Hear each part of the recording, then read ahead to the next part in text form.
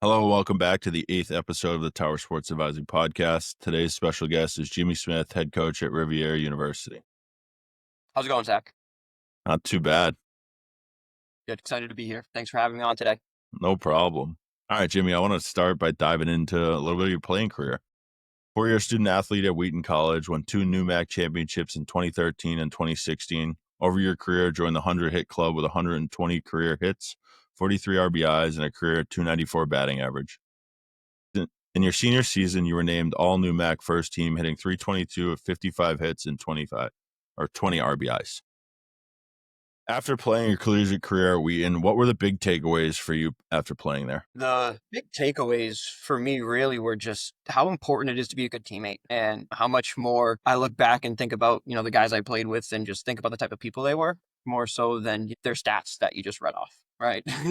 and how important it is for successful baseball programs to just have just a good group of guys and guys that care about each other. I think a lot of our success was when I was at Wheaton came from just our team culture and the way we played together and the way that, we cared more about the guys next to us necessarily more than ourselves. I think a cool part kind of what you said there too is like for a long time, Wheaton was the top of like our area essentially for Division III in Mass growing up. And like Coach Podpelski did a great job, and it was year after year winning, winning, winning. So it's like when you are a freshman recruit going in there, it's like that's kind of what you're expected to.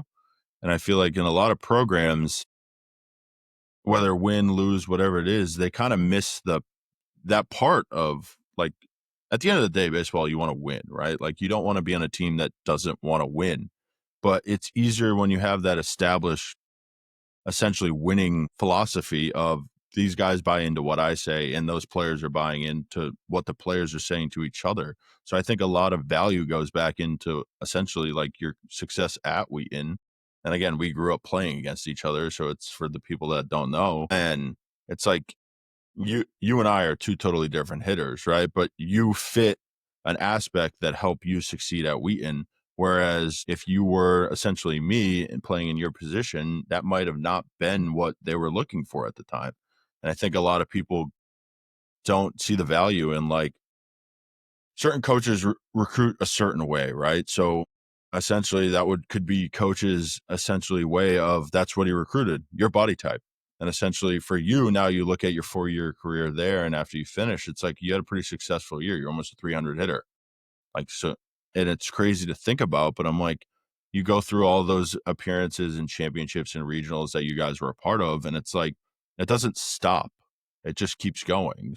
And obviously we'll dive a little bit more into when you start coaching there, but it's just crazy when you put a winning atmosphere and how it continues essentially in today's, what are we, 10 years out of college now? Yeah. And it's still the same thing going back to what it was when you played. Yeah. It's, you get in there and you either buy in or you don't. And if you don't, you don't make it. That's the only option. And, you spent, time at Pierce too. I'm sure with Coach King, it was the same thing. It's like, you're going to buy in and do follow the rules and expectations of the program or you're gone. Right. And, or you're not going to make it, or you're not going to make the most out of yourself as a player at like you said, with us playing against each other, known each other for a long time, we couldn't be two more different offensive style players where, during the summers you were putting balls onto 290 with the Bravehearts and, I was a guy who was bunting every single game I played in and stealing bases and, finding different ways to maximize my strengths. And, that's something that, later on in my career, I really bought into. And, just hitting wise, struggled early on in my career, with college pitching and, handling a college approach. And, a lot of my process and my development as a player specifically was just really buying into what's going to allow me to be the best version of myself and not try to be something different than what I am. I think there it's buying into what the best version of yourself is. And I feel like a lot of kids don't realize that buying into that best version of yourself is being in that uncomfortable situation. Like I just did a podcast with Franklin Jennings at George Washington, and he's like, that first week of your freshman year, like you don't know what life is, right? And it's like until you start to figure it out, like what type of player you are, and essentially, like you said, you're a bunting guy, great, but that was your strong suit, so you did it well. And it's like essentially not trying to be somebody you're not. And I think that's pretty much what holds a lot of value in today's recruiting and kids that are trying to get into college and continue their athletic career is be someone that you are, not be someone that you want to be. And it's like that holds a lot more value in today's game, especially that more than it did when we played. Because there wasn't, you could post it on social media and you can do these things, but it's like that's your game. Like if you're good at it, people are going to watch you and people are going to find you. So keep doing what you're good at and stop trying to be somebody else. Yeah, exactly. You know, for me, my mindset as an offensive player was I can't strike out. I have to put the ball in play and put a ton of pressure on the defense and fly down the line. And, you know, got to a place where my really towards the middle part of my junior year really started to click for me, where I was able to handle the pitching and be able to get on a line consistently and, you know, wasn't trying to hit the ball over outfielders' heads. I was trying to smash the ball through the middle of the field, and I would joke around trying to hit the ball off the pitcher's forehead every single time and just allow my offense to play because singles would turn into doubles for me really easily. My whole thing was I just need to get on base. And getting on base wins games. Yes. As dumb as it sounds, Yeah, it's right? But horrible. that's all right. Let's move a little bit into your coaching career. So you started your coaching career at your alma mater, Wheaton College. Spent 6 seasons as assistant coach at Wheaton, promoted to recruiting coordinator in 2018. Duties at Wheaton were head of hitting and third base coach. During your tenure, assisted the Lions in 2 NEWMAC championships in 21 and 22, 4 regional appearances in 17, 19, 21, and 22, 2 NCAA regional championships in 19 and 21, and 2 College World Series appearances in 17 and 21.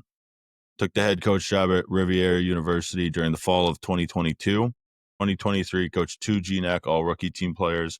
In 2024, Lewis Collin, GNAC first team all conference selection, broke the program record in doubles with 15 and slash 404, 489, and 651 over 30 games. Can you explain what it meant to you starting your coaching career at your alma mater, Wheaton? Yeah, it was really special. It really was. You know, I have so much love for Wheaton College and the baseball program there and Coach Podbelski for, you know, letting me stick around. You know, with my transition from player to coach, I was back on the coaching staff 2 days after graduation and right on the recruiting trail. And Coach Podbelski said, "Hey, if you're going to do this, you got to do it." All right. And I committed to it and, you know, really, you know, kind of had to, like any young volunteer assistant coach right out of college, you know, you got to grind for it. And, you know, my whole mindset was I want to be a college coach. Right. And I'm not going to waste any time not doing it if I have the ability to do it. And, you know, the first, specifically the first year was a really cool year. We ended up making a trip to the College World Series after getting in that large bid. Thought our season was over. You know, our starting shortstop threw away his cleats after we, you know, didn't win the conference championship and had to buy new cleats for the regional tournament. You know, we just had a super strong strength of schedule, and you know that's really what you know pushed us over the finish line to get that at large bid. You know, that whole year, you know, I was coaching my best friends and guys that I've played with for 2, 3 years. A little tricky at times being able to separate the two, but you know, I had a very early conversation with the seniors on that team that you know I'm not, you know, when it's time to coach, and you know I just need you guys with me.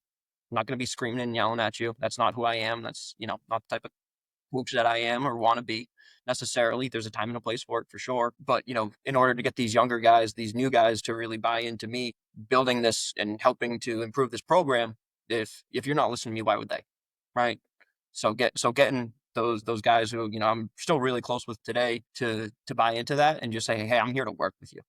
Right. It's like anytime, any place, anywhere, like we're gonna work. And you know, and just build a lot more consistency into our hitting philosophy, hitting approach, our day-to-day stuff where, you know, when I was at Wheaton, we had unbelievable coaches, right? But, you know, there's a little lack of consistency during my time there with the same person there where, you know, I was there for 6 years as the hitting coach. I felt that that was very beneficial for our guys who were there during that stretch. I think a lot of value of that goes into kind of like you said, you were coaching what essentially ended up being some of your best friends. And I think a lot of things that are not talked about is like I did the podcast with Coach Ward at Hartford, and he's like, he called it the vibes guy, essentially, right? And it's like, you don't know how much beneficial that coach is for you through your playing career. Not saying, again, I've known you long enough now, you're not the screaming and yelling guy, and neither am I, but it's, you don't know how much that's going to help you in a certain situation when you need it most. Of like, whether you're at a D1, D2, and it's a volunteer, whether you're at D3 and it's a low end paid like volunteer slash part-time assistant coach, like that adds a lot of value, and it's essentially where a kid can go to a coach of this is like a safe space essentially of like you can pretty much talk about anything. And I think that holds a lot of value, especially in today's world of like the kids that are uncomfortable, like that's the guy you go to. And it's like you kind of lean on that guy more than you lean on your head coach in a lot of the situations because you're most comfortable with them. Definitely, 100%. It's funny seeing it on the other end and now being a head coach and not being that guy as much. We have awesome assistant coaches at Rivier and, being able to communicate with them on the backside of what they hear from our guys and everything like that. And, understand that, our guys are comfortable talking with them and it's okay if they're not talking with me. Right. But, some of the best conversations I've had and, really getting to know guys are just in the batting cages, working with guys, extra work, one-on-one stuff, and, just helping them get right and get back to a good place, both baseball wise, but just mentally. Right. And the biggest part, talking about the vibes guy, right? I'm just a firm believer. You have to have so much fun and play so loose in order to be consistent at this game. As soon as you start to tighten up and make it out the game out to be more than what it is, that's when guys really struggle with their consistency. And it's essentially like it piles on. Like, all right, made an error. Like, I'm not playing loose. You make another error, and then you don't want the ball. You make another error. Like, it just keeps happening. Moving on to the next question of what are the big differences from coaching at Wheaton and Rivier? Yeah, they're two very different institutions, right? Every school has their challenges, every school has their strengths. And, with me being at Wheaton for so long, I was very familiar with, what made Wheaton work and what made the baseball program work. And Coach Podbelski, certainly done a great job of building that and, maintaining that for a very long time, where at Riviere, they haven't had that consistent success yet. And there hasn't been a long tenured coach there who's been full time to really cultivate the program the way it needs to. And, that's what I'm really trying to do here. Right. And the biggest thing was just, learning the different nuances of the school, the institution, recruiting, what type of players do we need to target, those specific things. And then, working around the just natural challenges of, any school, with us, we don't have a baseball field on campus. All right. And, how do we manage that? Right. And, we have to be creative and think outside of the box and, not use it to an excuse because, no team we play against, we're playing your brother, playing Mitchell on Friday, right? They don't care whether or not we have a baseball field on campus and they're going to show up and they're going to give us everything they got. And we need to have that same mentality. And, if we have the right mentality about it and use it the right way and buy into it this is who we are, we need to be gritty. We need to grind it out a little bit more than some other programs, then we can really use it to our advantage. So just figuring out what makes Riviera and how we can make it as successful as we can. Talked to a lot of guys. Obviously, I had Goss on the podcast too, and he talked about like kind of building it from the ground up. And like for him, it was like playing under Coach King of that's what he kind of based it off of. And for you, I mean, I would assume you're trying to obviously off of Coach Podbelski, right? You're assuming what you've learned from your playing career and coaching career because you spent 6 seasons with them. So you've seen kind of that success of like what has to be put in and day out to even have a chance to be that good. And the biggest thing that I learned from Coach Podbelski is just you need to be super critical about everything, right? And you need to see everything. And if something's not right, you need to say it and not be okay with it being good enough, right? And that was by far the biggest thing I learned from him. And just being on top of everything. And if it's not the way you want it, just slow it down, reintroduce it, talk about it maybe a different way, and have the guys run it back and do it again until they do it right and do it the way you want to.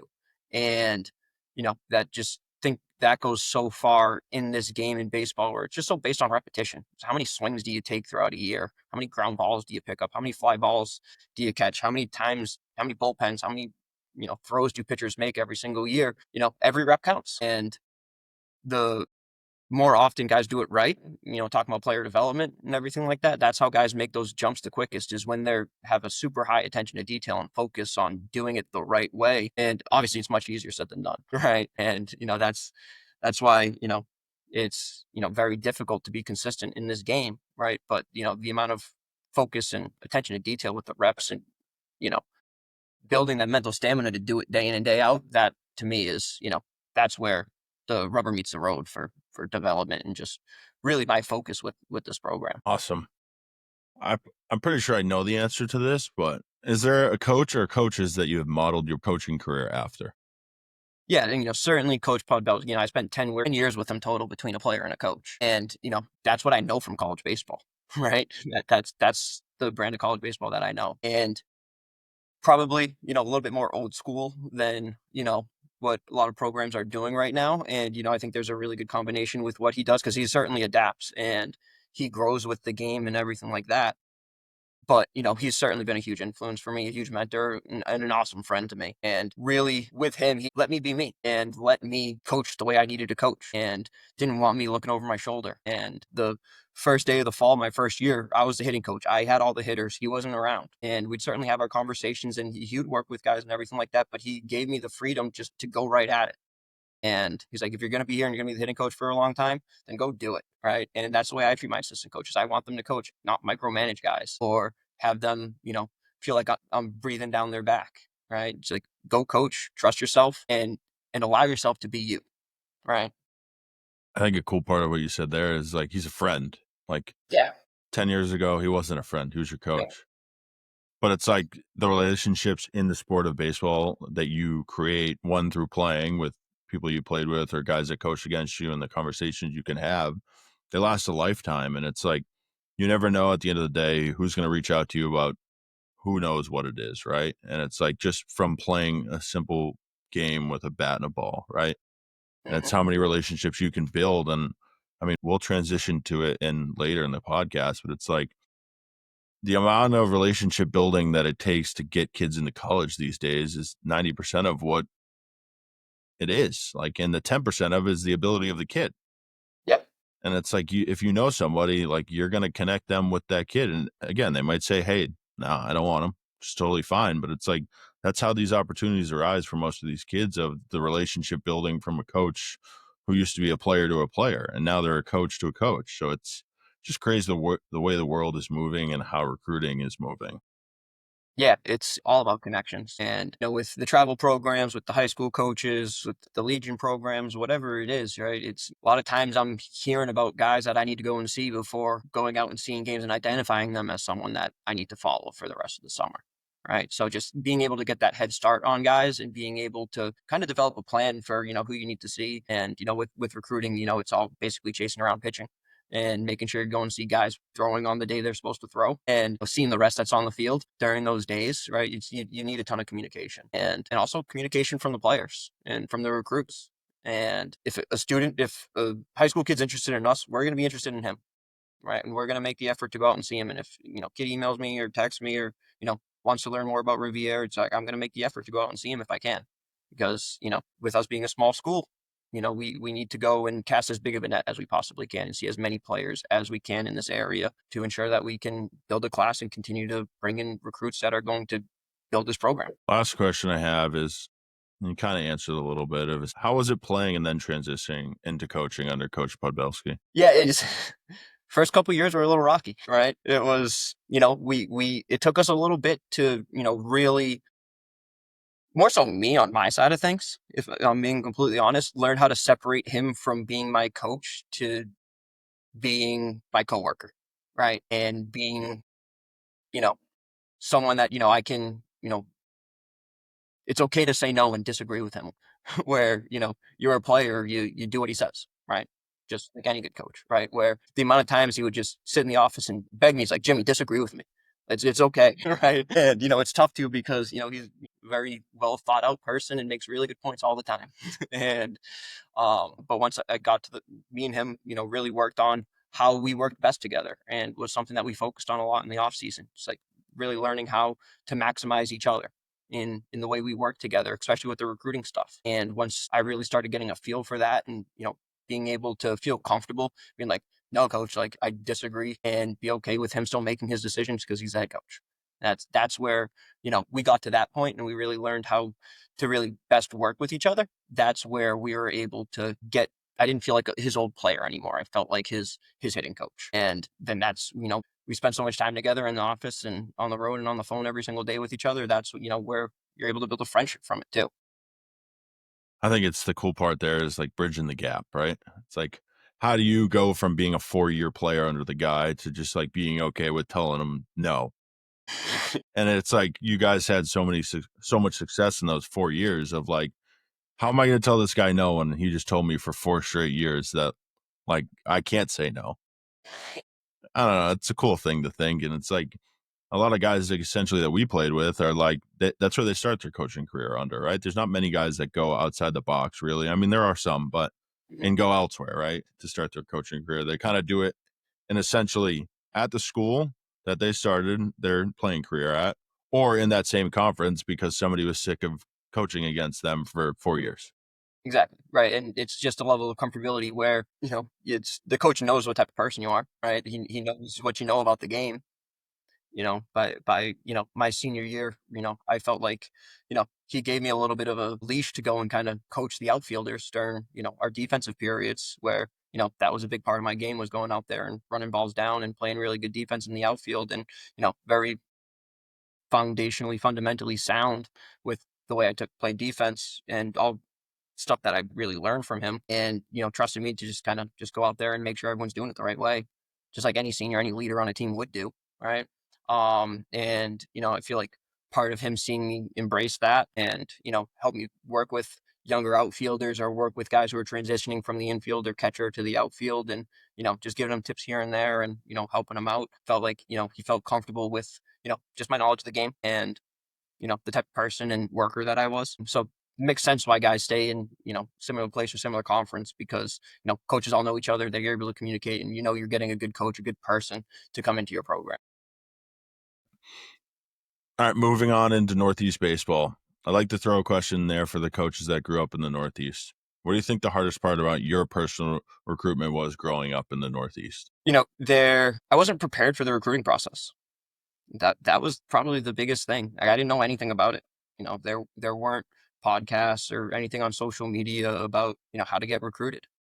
Right. I didn't play travel ball, play for East Side Legion in Worcester, Mass. And, that's what I did all summer and loved it. It was super competitive, awesome group of guys. I know you had Coach Consamagno on here the other day. Me and him were teammates on that team together. And really it was, play high school baseball, play Legion in the summer, play in the Bay State games towards the end of the summer and in July. And, hope that, you get recruited more so than, anything else where there's so much information now and social media is blown up and you can get so many more eyes on you as a recruit in today's game where we didn't quite have that same ability even graduated high school in 2012, right? It's not super long ago, right? But it feels like it is. The thing that's crazy there is like Twitter essentially is like the biggest recruiting platform, right? Twitter was like beginning when we graduated high school. Yeah, I think Twitter, like I first like made a Twitter account like my junior year of high school. Right. Like so it was like the beginning of that. So we didn't have that, but it's you go back to it of like either you played Legion baseball or travel ball was like it was a thing, but it like wasn't as mainstream as it is now. And it's like most of the time, and it's I tell people all the time, is once you committed to school, you stopped playing travel baseball. So like once I committed, I went and played Legion because Legion was more competitive than honestly travel baseball. It was just kind of getting more eyes on you of like, all right, here it is. But at the same time, there were still college coaches coming to watch Legion baseball in Massachusetts because it was just as competitive as anything else. Definitely. And I Yeah, think about all the kids like you played with and I played against you and like the kids I played with and the teams just like in the Worcester area of how good those teams were just for Legion baseball, right? And it's you can look at those teams and I would say 75 to 80% of those kids played college baseball. 100%. And we're Which is really good college baseball players. right. And it's crazy to think about, but it's like now you see Legion isn't it's not really a thing. It's on the dying end of it because travel baseball has become so mainstream and essentially kids aren't even playing little league anymore. I'm like, we're getting to the point where like 12-year-old all-stars don't matter. Like that was like the last fun thing I did on a baseball field, right? That wasn't essentially pressure. It was like, all right, you get to make the little league team. Well, that's like Exactly. why you play little league baseball, right? And now it's the parents are involved of they don't want to play this because of that parent or this guy's the coach or that dad's the coach. And it's like that's the last time your kid's probably going to have fun on a baseball field in his career if he wants to play college baseball. Yeah, just playing with the buddies in the neighborhood growing up, that's something that, I think is, missing in the game a little bit today, right? Just playing with your local guys and, kids that, you're riding your bike down the street to go hang out with on the weekends, and go and play and pick up football or whatever it is, right? The pool party, the pizza party after the game, like, whatever it may be. It was just like I think back to it, and I'm like, that was the last time it was fun. Yes, Right, like in just truly joy. baseball right, in high school and college and after was fun, but it's like, you're just a kid, like, it's supposed to be fun. Alright, your Yes. dad tells you you can't go hit wiffle balls, well, I just played wiffle ball for 4 hours after my little league game, right? And I feel like that a lot of it in youth baseball now is, like, that's removing, like, the fun of the game, and, like, these kids get pressure at an earlier age now because they're like, "Oh, I have to play travel baseball." Or Yeah. it's like, Or you're "Go gonna play." miss out, or you're not going to develop, or miss out on something, right? And they're kids. Let them have fun. Let them be They'll kids. figure it out. Right. Next question of, do you feel that D3 baseball is currently stronger as a whole, or was it stronger when you spent your time at Wheaton? I'm a huge believer in the quality of Division III baseball. When I played, it was felt like super high quality baseball. I think it has gotten better. I think that a lot more schools, especially in New England, are investing into their athletic programs. And you see so many more full time assistants on the road, recruiting coordinators on the road, and multiple head coaches. And in New England specifically, you have so many unbelievable colleges and institutions. We were talking about it, briefly before, we started recording. Just like you drive 20 minutes down the road anywhere in New England, probably going to run into a college somewhere that has a baseball program. And it's super competitive because all these coaches are doing a great job of getting on the road and recruiting, and are really relentless during the summer. And it's a super competitive time of the year. And part of what makes it really enjoyable, and why I love coding recruiting, is the competitive side of it, where if you're not out every single day, you feel like you're missing something. And the other coaches are going to be out there and seeing what you don't see. And that only going to allow coaches to find better baseball players and bring in, you know, more talented athletes and be able to develop them at a high level. Really, really have seen that jump, in probably the past, 5, 6 years in Division III, and it's awesome for the area, awesome for the game, and wouldn't want to have it any other way. After looking at your roster, 90% of your roster is from New England. What do you like about recruiting New England guys essentially to play for your team? The biggest thing is I get to see them more than once. I get to see them multiple times, and for me, with my recruiting style, I want to see kids as many times as I can go through the different challenges that present itself in baseball. You can go watch a shortstop play one game and he doesn't get a single ball hit to him, right? Or hitter doesn't get a single strike thrown at him the entire game, or pitcher has an off day and not commanding the strike zone or whatever it is, right? And the ability to see players multiple times really helps paint the picture of who this person is day in and day out. And I want to see kids fail. I want to see kids be successful. I want to see them win. I want to see them lose. I want to see how they handle the ups and downs of the game of baseball. And the only way to do that is to see them multiple times, and then you get to really see what type of person and competitor that they are, being able to do that. Certainly players that I've only seen a time or two that we recruit and that trust yourself on, and you recruit because you like what you see. But with my whole recruiting philosophy is, I want to see guys as many times as I possibly can throughout the summer. Awesome. So moving on a little bit into recruiting of what are you looking for in a recruit when you go to see them play in an event? Pitchers and hitters, you can kind of break it down into both. Is there something that stands out about both? Yeah, it's upside twitchy athletes. Number one, that's always going to be the first thing that catch my eye. Someone who I feel like has a lot more room to grow. Someone who's athletic and someone who is a baseball athlete. That's always going to be the first thing to catch my eye.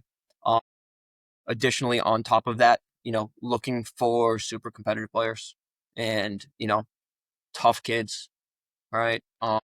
And, feel like the toughness piece can get overlooked a little bit just based off of talent, right? It's like, guy pumping 86, 87 miles per hour for us, right? That's going to be super exciting if we have a chance to go and recruit that guy. But if he's not able to compete and be tough the way he needs to be tough, it's going to be difficult for that guy to win consistently in college baseball. So it's, combination of just pure athleticism, being a really good competitor, being a really good teammate, and being mentally tough, not throwing bats around, not, palms up is my least favorite thing. Seeing guys palms up, every single pitch, like where was that pitch, asking the umpire, something like that. Being in, guys have the ability to control what they can control and be able to have a short-term memory on things that they can't. Next question is, are you more likely to recruit kids from your team camps or college showcases or going to watch them play in a perfect game or prospects to let event? Yeah, there's value to all of it for sure. But I want to see kids play the game. I want to see them when everyone's keeping score and it matters, and how they perform in those situations. Certainly recruited plenty of players that I've seen at a showcase, liked what I've seen, gone after them. But I just think that the value of seeing players compete in game, can't be overstated. I think a cool part too, and a lot of coaches talk about it, is like you want to see them compete in a game, and then it's nice to see and take them into a showcase because then you're taking the team aspect out of it Hmm. and you're putting them in an uncomfortable situation where, yeah, okay, maybe their friend comes to the event with them, but it's like you don't have a full team to depend on anymore. And I think a lot of that holds value in today's, especially recruiting classes, of how good are you on your own? Because whether it's D1, D2, D3, NAI, JUCO, it doesn't matter. There's not all the time in the world to develop you, right? Yes, there are certain times where coaches can put in more time with you, and obviously by recruiting rules and essentially their college season rules, depending on what division you're at. But a lot of the development happens on your own. It's a coach tells you to do this, and then you go do it. And I feel like that is kind of the end all be all or the big gap of today's recruiting.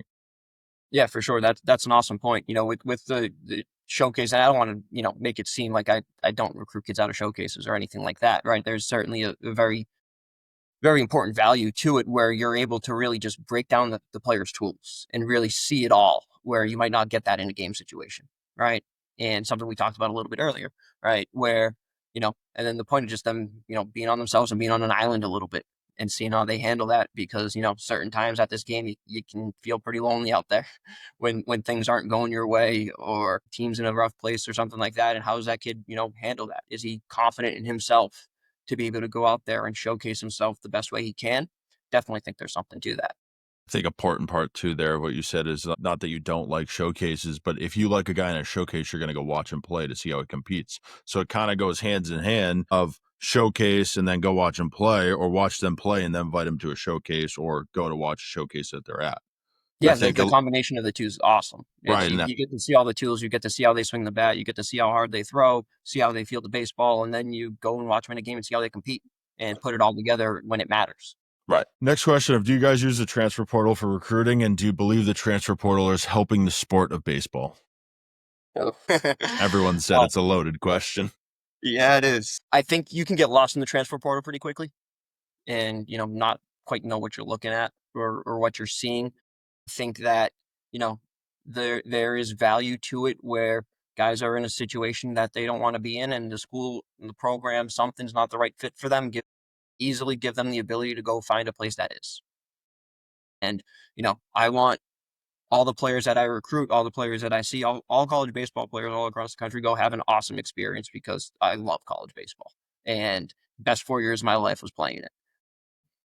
And the ability for guys to be able to move around and find the best situation for themselves, I think that is a huge value of the transfer portal, right? I think it is overused, and I think it is a guy's not getting playing time early on in his career. Okay, I'm just going to hop in the transfer portal and find somewhere else to go play, and not because it's necessarily the fit of the school, the baseball program, something like that. And I think with the transfer portal, you lose a little bit of the work while you wait aspect of college baseball, where college baseball is not built for freshmen. The game is so much quicker. The guys are bigger, stronger, faster, all of it. And the freshmen who are able to play earlier in their career, typically pretty special, regardless of the level. There's a lot of value of, in my opinion, happened to me early on in my career of sitting and watching and working and, getting better while, you're not necessarily playing every single day. And feel like you lose a little bit of that aspect where, oh, I didn't play my freshman year. I'm just hopping in the portal and leaving and going to find another place. And, but we certainly, recruit transfers. The transfers I recruit, I'm not typically just, going through the transfer portal and, picking out a kid and say, hey, that kid's got a cool name or something like that. And, shooting him an email. It's more so, again, off of relationships and connections and see a kid in the portal from a place who I might have previously recruited or know what school he was at or know what travel program he played on and reaching out and saying, hey, what's his deal and checking in on that. And I feel like the recruiting that we do out of the transfer portal is still, like we talked about earlier, largely based off of relationships. I think there too, and it holds a lot of value of the grass isn't always greener on the other side, but like I'm a firm believer. If somebody does you wrong, like get out of there. Sure. Like in there, Yes. we've all heard of situations where it's not the best for the kid and a kid. We played with kids that have gone through the same thing and have left and transferred and done all that. But it's you look at it as eventually it will be beneficial with the D1 roster cuts, I think. Only in the fact of it's going to make D3 baseball better, right? And we'll touch on it later in it, but it's going to give kids opportunities to essentially go down to go back up and get that playing time that hey, you maybe you should have started down there and then worked your way up. So I think there is a lot of value in it. I just think it's kind of what's the best way to navigate it. Yes. And you saw it with, the extra COVID years of eligibility and the amount of D3 players who played 4 years of Division 3 baseball go on and move on to Division 1 programs and be super successful and win starting jobs and win important roles on those really well-established Division 1 teams. Right. Now that's an interesting thought, going back down to go back up. It's like I look at my brother's team and I think it was what 22 Eastern won the World Series, and you had Malcolm and Broadhurst go to UConn. You had Billy go to I think it was Southern Mississippi. Had Claiborne and Donnie who go to Marist. And that's 5 guys right there out of the starting lineup that transferred to a Division 1 school, and I might be missing some, but Yeah. like it's just crazy to think that you just won a national championship at Division 3. And Hmm. again, now the opportunity presented itself, and it's a key point with that I mean I want to touch on is they built the foundation there and they Yes. went about it the right way and then moved on with their career. And I think a lot of this, especially in the coaches that I talk to now, is kids will just enter the portal and not even tell the coach. Hmm. So it's like that the gray area of like you have to swallow your pride and be like, hey, I want to transfer. Like Yeah. those hard conversations are what turns baseball players into better baseball players, believe it or not. And I think with social media and with the transfer portal and with all these things, kids can't swallow their pride anymore and have to step up. They can just be like, all right, I'm going to go to the AD. I'm out of here. See you. Goodbye. And then never have another like conversation with that coach. And the thing that recruits, and I harp on it a lot, is all coaches talk to each other. And it's like whether coaches don't like each other on the field, it's a totally different thing, or they won't talk to each other at an event. Like you see it all the time, but they're still, if somebody's recruiting somebody and they want to go to that school that that coach doesn't like, eventually they're probably going to have a conversation. It's all connected in the end. So if one coach gets a bad rap of you as an athlete, everyone else is going to find out. And then you go to all these showcases and they're going to say, don't recruit that kid. Yeah, it's you constantly talk and mentioned it earlier how much all the coaches in this area are on the road. It's like we're all on the road together. It's spend more time with, some of these guys than I do my family during the summer. Just happen to show up at the same baseball field because we're not certainly not telling each other where we're going all the time, right? Because want to sneak some through with not too many other coaches there. But you just spend so much time with those guys during the summer, and you get to just sit around, talk, watching baseball, and get to develop relationships with all these other coaches in the area, and everyone talks about their players, their teams, and always an open avenue with cell phones. Just shooting a text, find someone's number. It's like, hey, what's this guy's deal? He's reaching out to us. He's in the portal. What do you got on him? And in my situation like that, I'm always going to be completely honest with other coaches, and because that's my reputation, that's my word on the line. And I'm going to tell you the coaches the truth. I think that what you just said there holds a ton of value too. Is like I tell kids when I reach out to, like, let's say I reach out to you with a kid that's on my team and wants to go to your school. I'm like, I'm telling you every single thing about that kid because if you hide something, especially in today's world, they're gonna find it out. It's everything has to be said, and it's like even in the good and the bad. And I think a lot of value of that is even the bad. If you tell them up front, like they might be okay with it. Yes, obviously there's things that aren't good, right? And that should never be done and that kids mess up with. But like firm believer in every kid deserves a second chance to an extent. Yeah, and because it's going to come back to you at some point too, probably, where coach is asking me about a guy that I know, coach before, recruited him, whatever, right? Well, there's going to come a day where I'm going to have to ask him the same questions, and if I was honest with him, I'm expect him to be honest with me too. and be able to get the full picture. Last question about recruiting. What's your best advice to a high school athlete trying to play college baseball today? Play hard, like love the game. I'm always going to be interested in someone who I can tell loves baseball, because in order to play college baseball and balance schoolwork, balance, social life, balance growing up and playing baseball the way we play baseball, you have to love it. Um, that's the number one thing. Outside of that, it's like get in the weight room, invest in your body, focus a lot on getting bigger, stronger, all that stuff. But flexibility, mobility, I think is huge in today's game in order to keep your body feeling right. We play 40 games in 2 months, and and able to go out there every single day and give it your best. You have to be in shape, and you have to be committed to it, and whatever your body looks like, right? Where I walked into college baseball my freshman year, maybe weighed 130 pounds, right? It's but I was in shape, and I was you know wasn't ready for it by any means, right? But learned what it took to get ready for it, and take ownership of your development. That's really the last piece where you know you the best college baseball players that I've played with, coached, all that stuff, it's they take ownership of their own development. They're not waiting for someone else to give them the answers. They're doing the extra work. They're just not going for their lessons, and that's only work they're putting in. They're doing it themselves. And that is, in my opinion, and we talk about with our players all the time. So you need to take ownership of that. We only spend 4 or 5 months with you out the year. Throughout the year, you need to go and if you really want to get good at this, you have to sell out and do it yourself. And we're certainly going to help you, and we're going to point you in the right direction, and we're going to coach you and all that. But it really comes down to players taking ownership of it. Think owning your like development is what you said. Like that's a cool part of like I think about during the winter time when the kids come home from college and all the kids that I've coached were like, "Hey, coach, can you hit?" And I'll book out like a Tuesday, Thursday for like an hour and just essentially like we would used to do and I'll sit in the cage with them, pretty much shoot the shit of like, all right, what are they teaching you here? Like, is it working for you? Is it not? And it's not me saying let's change your swing, but like a lot of the things that guys won't see at school is because they got 45 guys to focus on. Mhm. And I think a lot of that development is like, all right, putting it on your own, but like other eyes do help. And again, it's not overstepping any boundaries at the school because everyone's hitting philosophy is different. But I think kids nowadays need that guidance even when they're home for break. Whereas before with us, it was like I could go get my dad and hit on my own and be okay, Yeah, or vice versa. I could go hit with a pro guy or whatever it may be, right?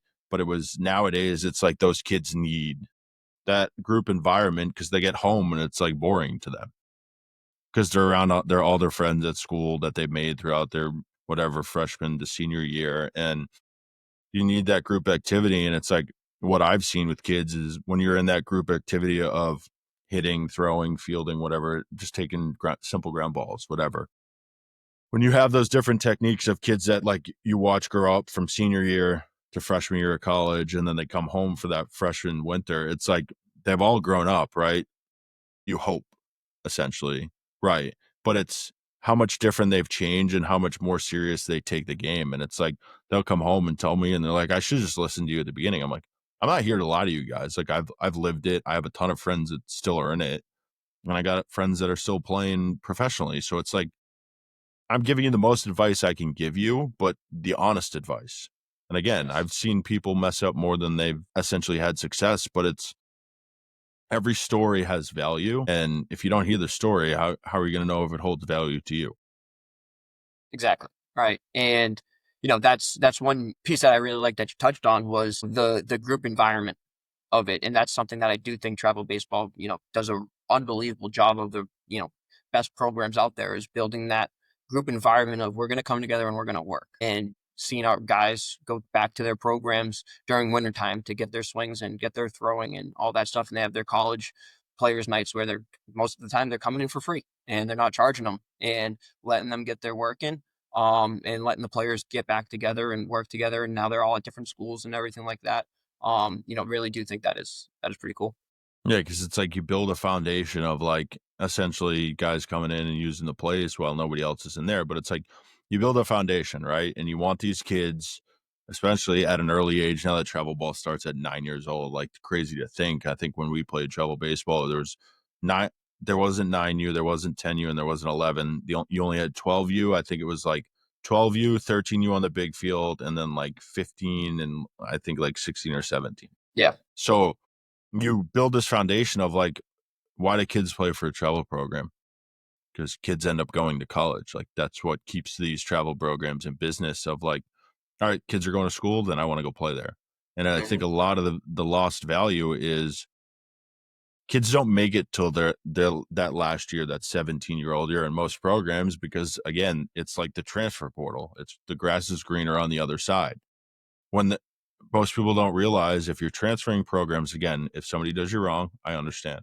But if you're transferring programs, 90%, I wouldn't even say more than 90%. I'd say 95 to 99% of what every program is teaching is the exact same. So when you Hmm. enter a new program, your development is going backwards. You're starting at ground zero.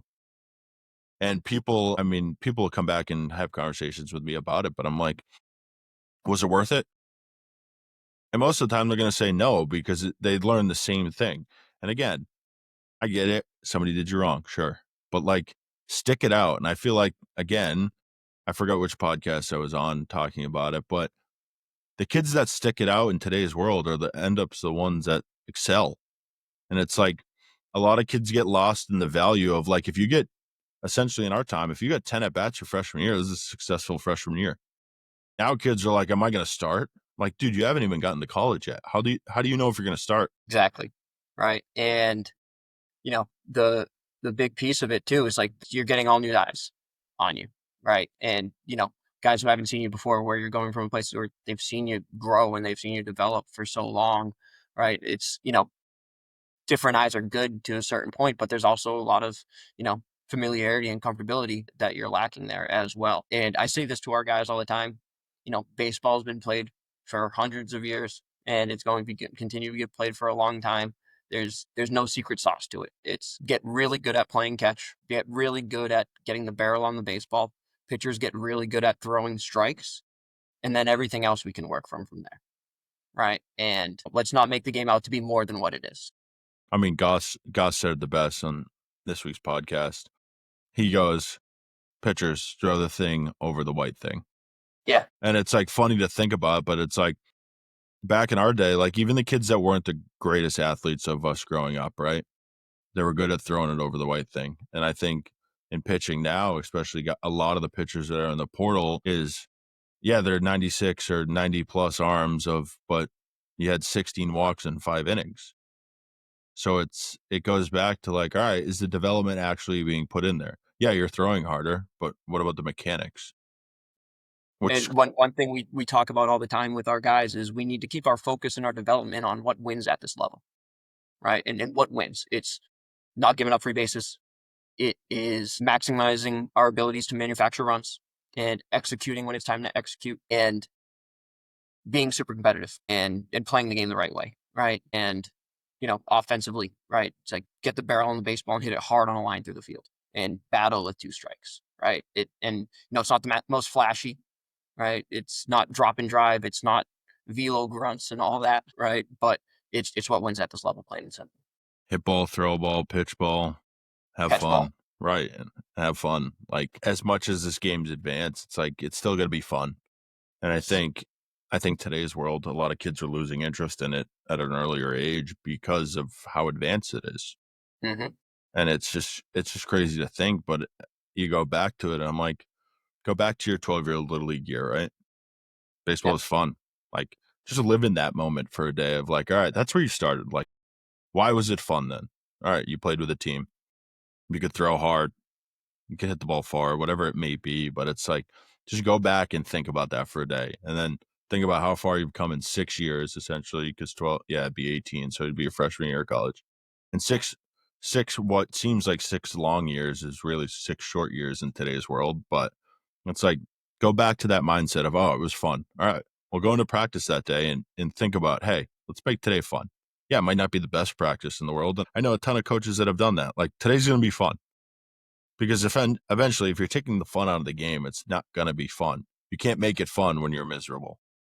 Yeah. As soon as you make this game out to be a job as a player, you're going to lose it. Right. And it's like you look at it as a job, yeah, you're going to lose it, right? But it is a job. And if you're not putting in the effort, right? It's crazy to say, but if you're not putting in the effort, you just need to look at it as this isn't a job. This is my job, right? Like go out there, have fun, and play the game the right way.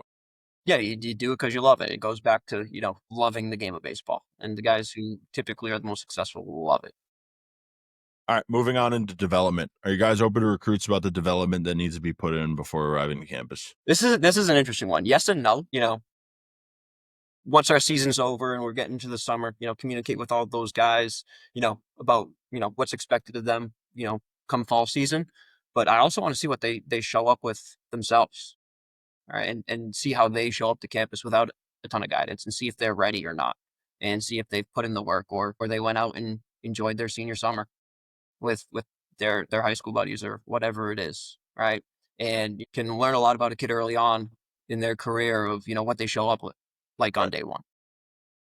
I think it's a cool take there. I mean, I've never heard anyone say that, but it's like again, you think back to our days, we weren't getting lifting packets and throwing packets and this and that. And again, different world, different time, right? But it's like that's pretty cool that you're like, yeah, show up and show me what you got because you never know. Like you could go watch a guy that you committed as a senior and he gets on campus and he's two different kids and it's like holy crap, this kid grew up in what, 4 months?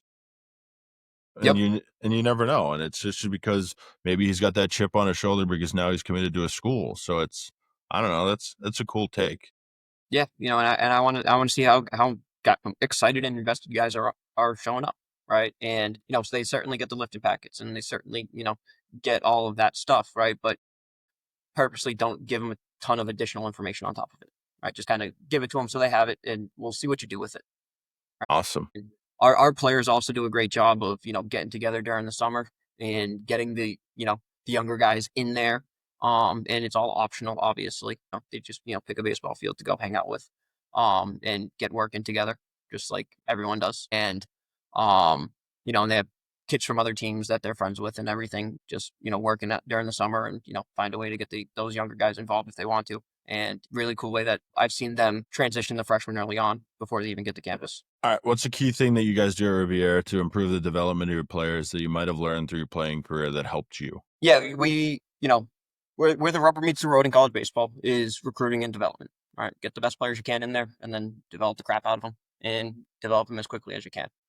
With us, it's going back to getting them to learn what wins at this level, right? And the biggest thing that I see with a lot of young players, hitters and pitchers, they they know how to swing a bat, they know how to throw a baseball, but they don't know why their body is moving in doing their body's doing what they're doing in that action. Like, why are your hands getting to this spot in your swing?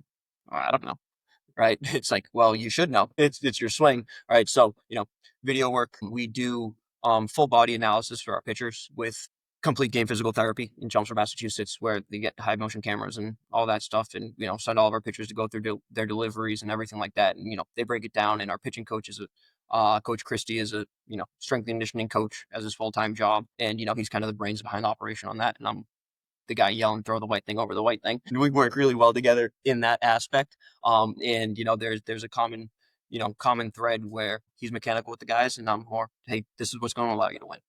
But I Right? think I think there, like you need both of those, right? Yes, 100%. Like you need the head coach again.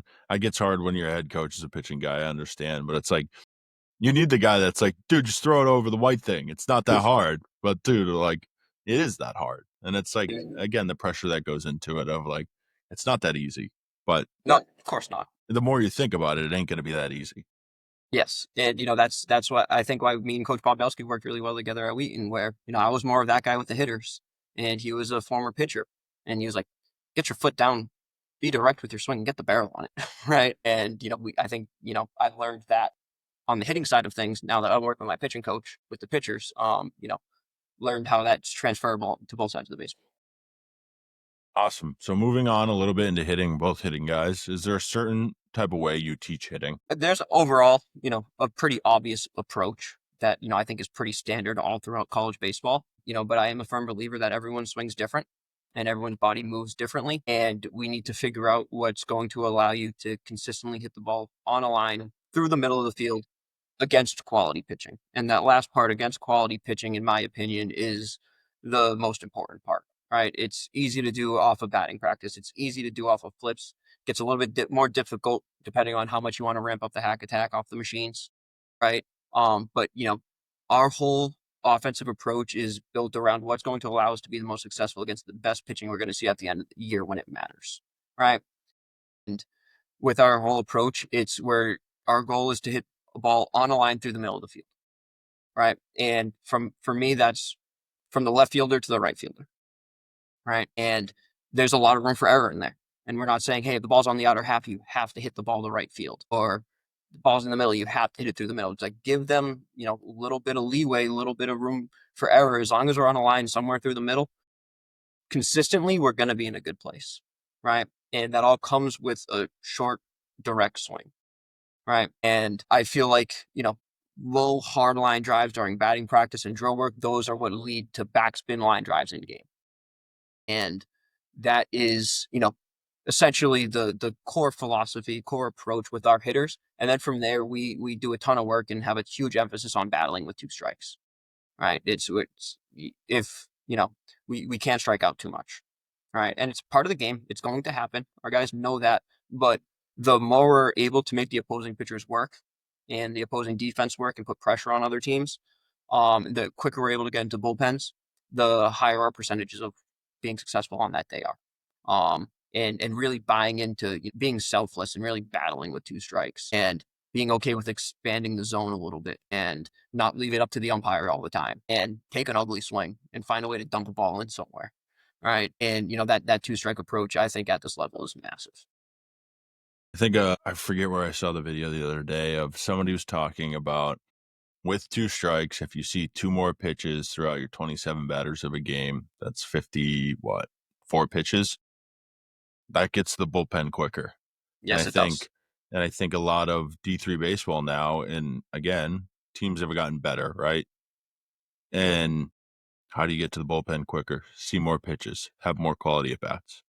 Yep. And I think I said it, I think it was Coach Ward at Hartford. We were talking on the podcast of as dumb as it was when we played, right? Those quality at bat charts that you do in the fall, right? I feel like every college when we were playing did them. Like to us, it probably felt like the dumbest thing, and you could probably attest to it. But it's like those guys, essentially, you're a perfect example of it, right? You battled in the box, and you stuck to your game, right? Hmm. So those extra pitches maybe got that guy out by the time the 4 hitter was up or the 3 hitter, or just because that was you doing your job, right? So you could be that high ceiling of the quality at bat chart. And again, that might be a reason you got playing time. And I Hmm. think, again, I keep saying, and I thought it was dumb, right? But it's, you look at the guys that were the top of that leaderboard. Yeah, there might be another guy towards the season time that's sprinkled in. And it's like during the season, you're not really focused on those things, right? But it's like, I would guarantee 90% of the time, if you took in season and the fall, the same top three are probably the same top three in and a day out, right?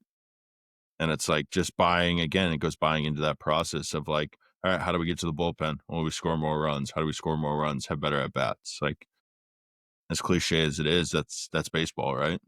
Yeah. It's like there's no secret sauce to it. And, it's, games been played for a long time. And, with the two strike approach too, you mentioned it, getting to the guy behind you, right? I don't want the team's pitchers get into a rhythm. I don't want them feeling comfortable. And if we're just taking strike three on a pitch that's, half a ball out because it wasn't in the strike zone, right? Umpires aren't perfect. They're going to ring guys up on that pitch consistently, right? And, we can either be right about where the strike zone is and sit on the bench, or we can battle and we can fight and we can make the guys life behind us easier. Whether or not we end up getting the job done, right? But frustrating pitchers, making them work and making them uncomfortable leading into the next guy through the lineup, and you do that throughout the whole lineup, it's, not going to be an easy game for them. All right, moving on. Is there something that you learned throughout your career that you expressed to your hitters? Kind of something that like really sticks out to you that kind of like you kind of reiterate to them now. Yeah, just the importance of being a dynamic offensive player. It's something that I had to do a lot and, find a lot of different ways to get jobs done at the plate. But even for everyone in our lineup, I talk to our guys, if you can't bunt and you can't get a sacrifice bunt down, you're not going to be in our lineup. You're not. Like, we're going to bunt, right? We're going to show early. I'm going to bunt with 2 strikes. We're going to commit to doing it because Nolan Arenado's not playing third base on any of the teams that we're playing against, right? And, have really good infielders and across our conference and across the teams that we play against for sure. But if you really get good at the situational aspect of the game and buy into, keeping the line moving and executing situationally and being able to manufacture runs, right? It allows you to win games in a lot of different ways. And you can't be a one-dimensional offense as a team because when it's 38 degrees out and the wind's blowing in 20 miles per hour, home runs aren't going to work that day. Balls in the air aren't going to work. You need to find a different way to win. And being dynamic and being able to be successful against different type of pitching, different type of conditions, whatever it is, it's going to give us a higher % chance to win consistently. All right, moving on into roster. Do you guys have a roster limit at Riviera? Don't have a roster limit.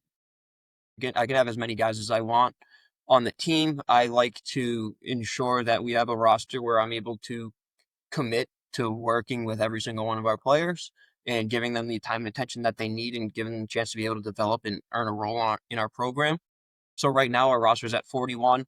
Ideally, probably want to be around anywhere in that 43 to 47 range. And, I think that's kind of the sweet spot in Division III baseball right now, where, probably about half of them are pitchers and the other half are position players. And, you get 22, 23 on each side of it. And, feel like that's a manageable number for, what we need to do.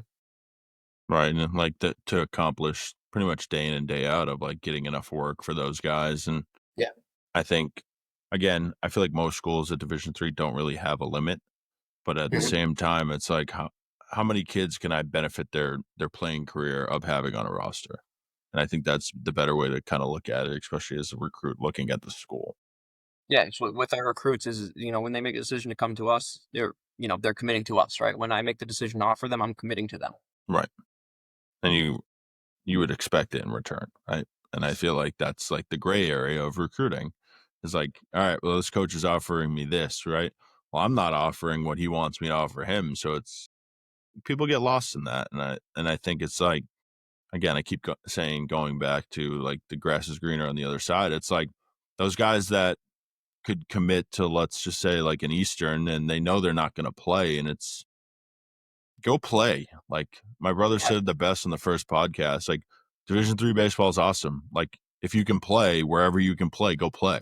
Like nothing beats playing, right? At the end of Yes. the day, you want to play baseball. You're going to college to play baseball. You're not going to play to sit on a bench. Yeah, okay, different. If you want to go to an Eastern or an Anaconda or a Salve and you got to sit your freshman year and some of your sophomore year to get an opportunity to be on a really good team junior and senior year, I think a lot of kids would buy into that. And again, I'm sure you can attest to that at Wheaton when you played. Like that 100%. that was the norm, right? And I think kids get lost in that of like, all right, well, there's 2 ways to look at it. You either want to play, right? And you hope every kid wants to play their freshman year. No one wants to sit on the bench and just not play baseball. Or you look at it as I'm buying in for my 2 years here to helping the team win any way I can to expect to be a starter by junior year. Yeah. And I feel Right. like And that's not the same anymore. Like that was normal pretty much across the board when we played. Now it's like, all right, how do I play right away? It's like, well, yeah, exactly. are you better than 1 through 9? If you're not, then you ain't gonna play.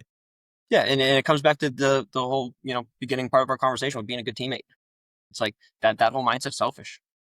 And, it doesn't help the team in the long run. And it's not going to help the individual player learn what it takes to be successful in college baseball if they do have a selfish mindset.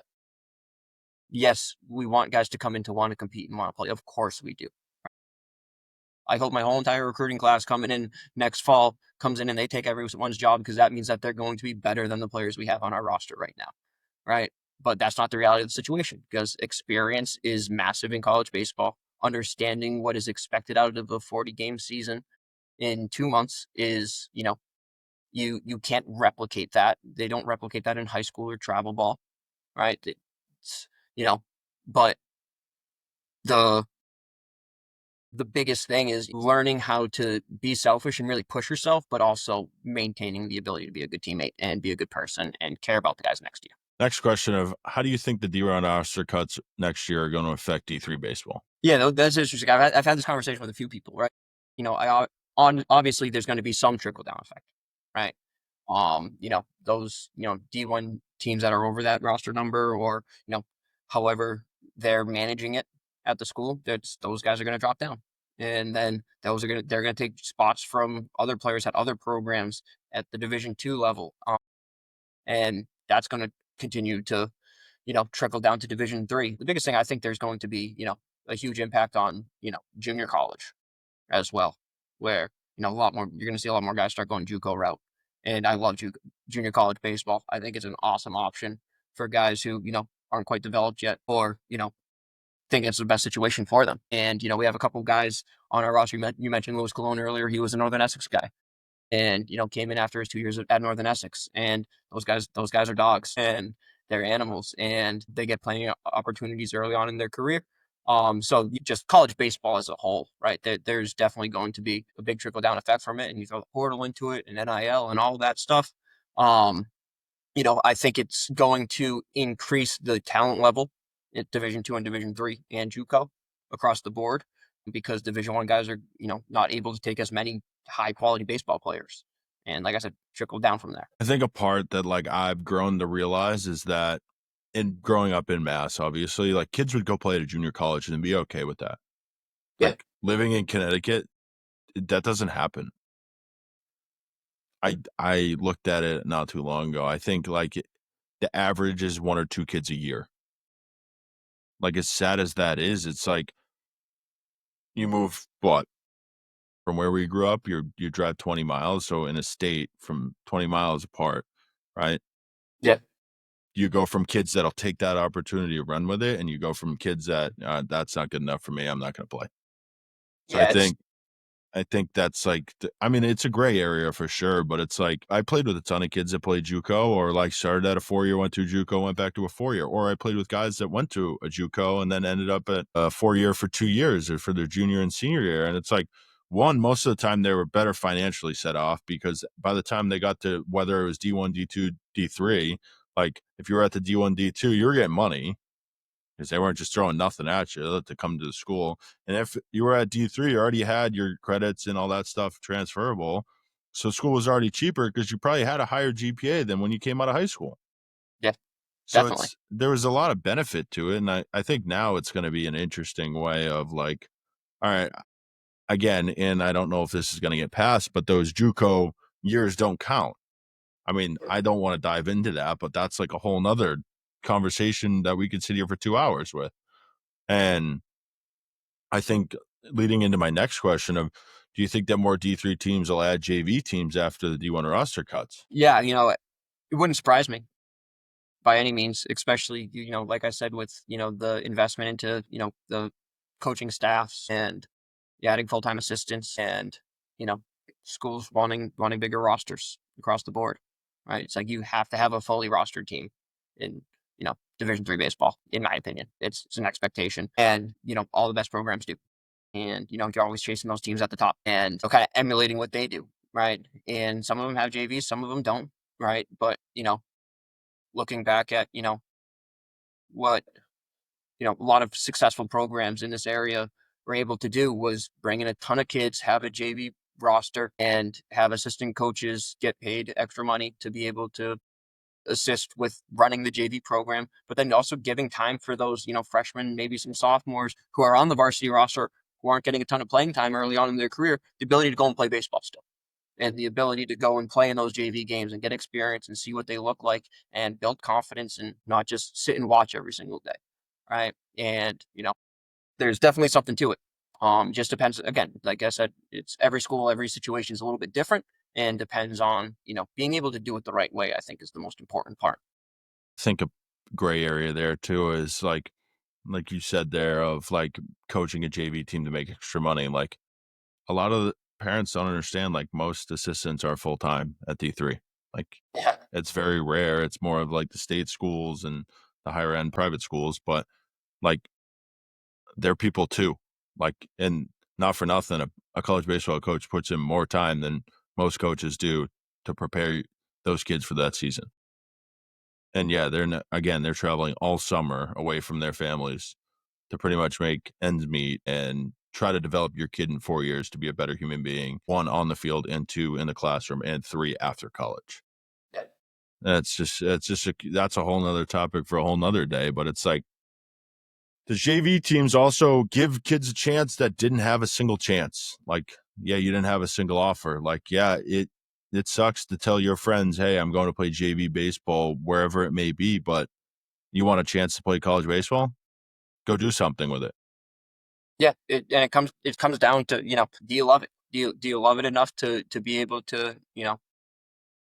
eat that and say like, yeah, I'm a JV college baseball player. So what? I love college baseball. I want to be a part of it, and I'm not going to have the opportunity to go and play, you know, college baseball at whatever level it is if I don't go and do this, or think this is my best chance to be able to get onto the varsity roster, right? And it's all about betting on yourself, right? And the guys who bet on themselves and invest in themselves and take ownership of their development, like we've talked about, are guys that, typically are going to find a way to get it done. All right, last question I have for you is about camps. Do you guys host a showcase camp or a team camp on campus throughout the year? Obviously, with you guys play at what, Holman? Yes. So at Holman, which is off campus, but essentially your main field. Yeah, so they have the Silver Knights there all summer. So for us, it's something we haven't done yet, something that I am trying to figure out right now.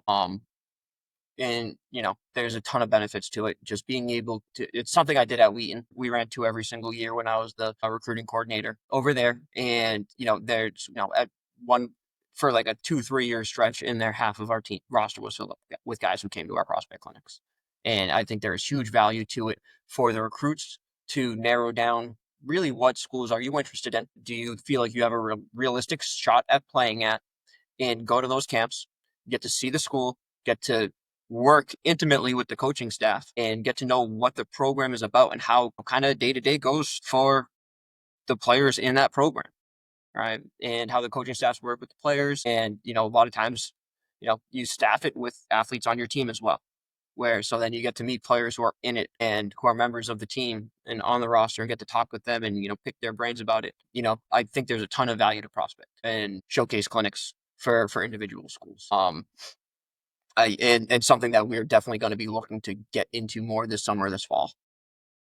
I think the value there too is nice. I think I said it on every podcast is you get to picture yourself in the uniform, right? And as the student athlete at that school. And it's like more kids look at it as like, all right, well, I don't really like that school. Well, how do you not like that school if you've never been there? And I get Yeah, it. Like some schools don't look the most appealing online. And like Pierce, for example, it's a beautiful school, but it's tiny. Like it doesn't look like the most appealing school. It's freezing. It's just over the border of Massachusetts. Like you don't think it gets that cold. But like I wouldn't change my years at Pierce for anything.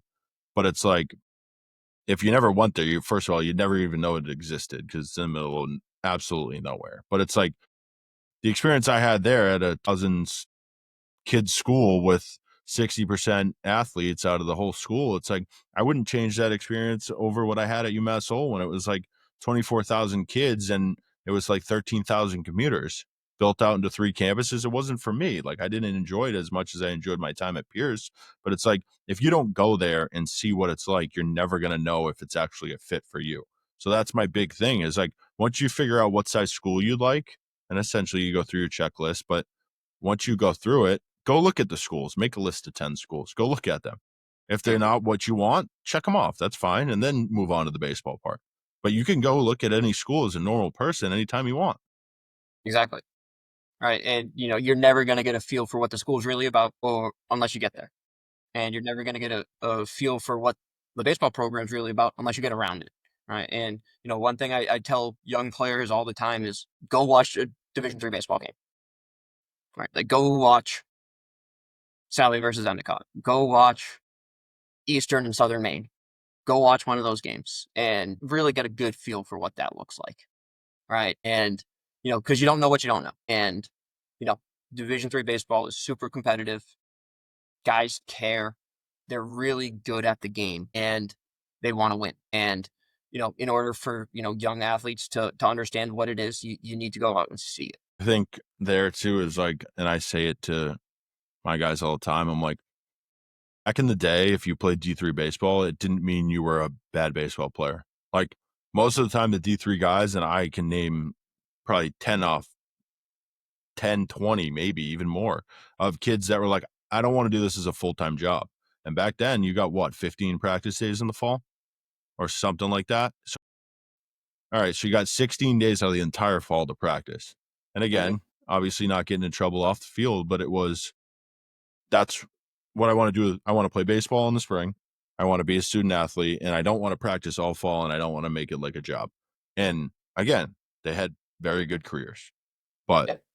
that was the difference back then of it didn't matter really the school, but it was like, do I want it to be a full-time job or do I want it to be more of a part-time job of 16 practices in the fall? I go home for my winter break. I put my work in. I show up. We play games. Or do you want to show up on campus at D1, D2, work out all the way until the end of November, the first week before finals, then go home, then come back early, then start early, and then keep going with the rest of the time. And then you go right into summer ball once it's over. And then Hmm. you start it all over again. So it's 4 years of your life. And then there was no, back then, there wasn't, all right, you can't play summer ball. You have to go play summer ball because if you're not getting those reps as a freshman, where else are you going to get them? And it wasn't, oh, I'm going to go train on my own unless you're a pitcher on an innings limit.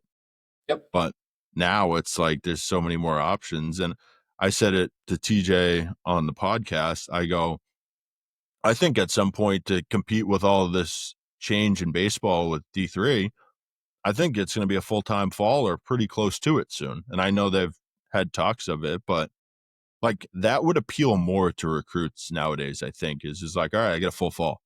And honestly, it would make the competition even better because then you'd have a full fall as a coach to see your entire team. Yeah, they've upped the amount of days we get now at Division 3 during the fall. So we're going for about a month and a half, close to 2 months, and finishing up at the end of October, right? So it is shorter, right? And they get the month of November to really lock in on their schoolwork, and get away from the game just a little bit, all right, before they have to pick it back up. Um, and with all the best Division 3 programs out there, they're going to do absolutely everything within the rules of NCAA Division 3 baseball to maximize their time together, right? And but it does allow you to have a little bit more balance between the academic and athletic side of things. And big believer in that being a huge value with Division 3 baseball for sure. All right, Jimmy, I want to thank you for joining the podcast today. I wish you and the Raiders the best of luck throughout the rest of the season. Thank you, Zach. I appreciate it.